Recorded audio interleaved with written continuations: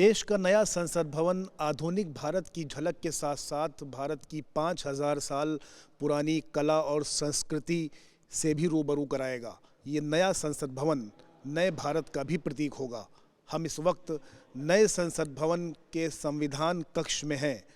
इस कक्ष का रास्ता 3 दीर्घाओं से होकर गुजरता है, यानी 3 गैलरी से होकर के यहाँ पर पहुँचा जा सकता है। पहली शिल्प दीर्घा है, दूसरी संगीत दीर्घा है और तीसरी स्थापत्य दीर्घा है। सबसे पहले हम आपको अपनी बाईं तरफ दिखाएंगे कि किस तरह से देश के 250 कारीगरों ने इसको मंथन नाम दिया गया है। ब्रास से ये जो कलाकृति और जो आकृति आप यहाँ पर देख रहे हैं, इसका कितनी खूबसूरती से चित्र यहाँ पर उकेरे गए हैं और किस तरह से मंथन चल रहा है, जिसका मकसद और जिसका मतलब ये है कि जिस तरह से देश की सबसे बड़ी पंचायत में अलग अलग कोनों से चुन करके जो जनप्रतिनिधि आते हैं, नुमाइंदे आते हैं, कैसे वो डिबेट करते हैं, कैसे मंथन करते हैं और तमाम मुद्दों पर, अलग अलग मसलों पर, अलग अलग विषयों पर कानून जो है वो मूर्त रूप लेता है। यहाँ पे ये फलक है, जिस तरीके से असम के शिवसागर में जो रंगघर है, नागालैंड का दीमापुर का किला है, त्रिपुरा में स्थित ऊनाकोटी है, मणिपुर में स्थित विष्णु मंदिर है और मिज़ोरम में स्थित वांगशिया स्मारक समूह है। इस फलक में कितनी खूबसूरती से दर्शाए गए हैं। वहीं जो ये जो दूसरा फलक है, इसमें सिक्किम की जो झील है, कोलकाता स्थित दक्षिणेश्वर का जो काली मंदिर है, वहीं झारखंड के गिरिडीह में स्थित समेद शिखर जी है और बिहार के बोध गया में स्थित महाबोधि मंदिर है। तो इस फलक में भी इसको कितनी खूबसूरती से दर्शाया गया है। ये वो एरिया है जहाँ पर संविधान की मूल प्रति रखी हुई है और साथ में इसको जिस तरह से ये दिखाया गया है कि भारत में लोकतंत्र की यात्रा जो है कैसे शुरू हुई। प्रधानमंत्री पंडित जवाहरलाल नेहरू, सरदार पटेल, सुभाष चंद्र बोस के अलावा तमाम महापुरुषों की तस्वीरें भी यहाँ पर लगाई गई हैं और बेहद खूबसूरत तरीके से ये बताया जा रहा है। आप देखिए कि पंचायत की जब बैठक होती है तो पेड़ की छांव में कैसे पारदर्शिता और न्यायप्रियता के साथ में लोगों को उनके जो भी समस्याएं होती हैं उनका निराकरण, उनका समाधान यहाँ पर किया जाता है। तो इस तरह की चीज़ें यहाँ पर आप बाकायदा देख सकते हैं।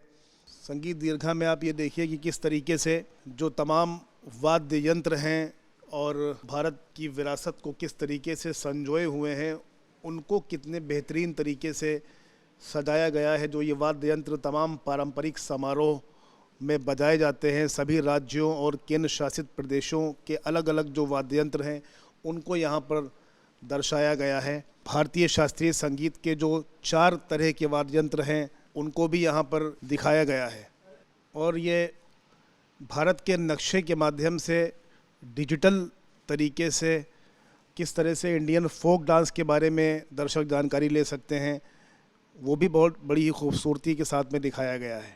शिल्प दीर्घा की ओर बढ़ते हुए दाहिनी तरफ आप ये देख सकते हैं कि किस तरह से देश की करीब 75 महिलाओं ने ये पूरी तस्वीर खींची है, कैसे कि भारतीय उपमहाद्वीप किस तरह से प्रकृति के साथ जुड़ा हुआ है, नदी के साथ जुड़ा हुआ है। और ये आप देखिए कि बीच में जो नीले रंग का जो एक नदी की तरह से दिख रहा है ये, और कैसे लोग यहाँ पर प्रकृति से जुड़े हैं और कैसे जो समाज के और देश के निचले पायदान के लोग हैं वो कैसे देश की विकास में, देश की यात्रा में अपना योगदान दे रहे हैं। बेहद खूबसूरत तरीके से इसको दर्शाया गया है। ये तीसरी और अंतिम दीर्घा है, शिल्प दीर्घा, संविधान कक्ष की तीसरी दीर्घा है। इस दीर्घा की ख़ास बात ये है कि भारतीय जो समाज रहा है, भारत जो हमारा देश रहा है, उसकी 5000 साल पहले की जो कला और संस्कृति रही है उसको बहुत खूबसूरती के साथ में दर्शाया गया है। चाहे वो पीतल हो, चाहे वो तांबा हो, चाहे वो मिट्टी हो, उनको बेहतर तरीके से यहाँ पर आप देख सकते हैं कि जैसे ये समरसता है, ये कलाकृति देश के विभिन्न राज्यों की पीतल और लकड़ी की कलाकृतियों का मिश्रण है। ये आप देखिए कि किस तरह से देखने में बिल्कुल आकर्षक लग रही है और ये भारतीय संस्कृति और कला का जीता जागता नमूना है। देश कि नई संसद के संविधान कक्ष के जो शिल्प दीर्घा है उसमें इसको स्थान दिया गया है। हम आगे बढ़ेंगे इस दीर्घा में। स्वावलंबन के ज़रिए आप देखिए कि चरखा भारतीय समाज में किस तरह से आत्मनिर्भरता का और आत्मविश्वास का प्रतीक होता है और किस तरीके से राष्ट्रपिता महात्मा गांधी ने चरखे के इस्तेमाल से देशवासियों को प्रेरित किया और आत्मनिर्भरता का जो मंत्र दिया था, आज उस मंत्र को ज़िंदा रख करके देश के प्रधानमंत्री नरेंद्र मोदी ने लोगों को उससे जुड़ने के लिए लगातार अलग अलग मंचों के माध्यम से वो आह्वान भी करते रहे हैं। तीनों दीर्घाएं हैं, चाहे वो शिल्प दीर्घा है, संगीत दीर्घा है और या स्थापत्य दीर्घा है, उसके ज़रिए से हम संविधान कक्ष में जा सकते हैं।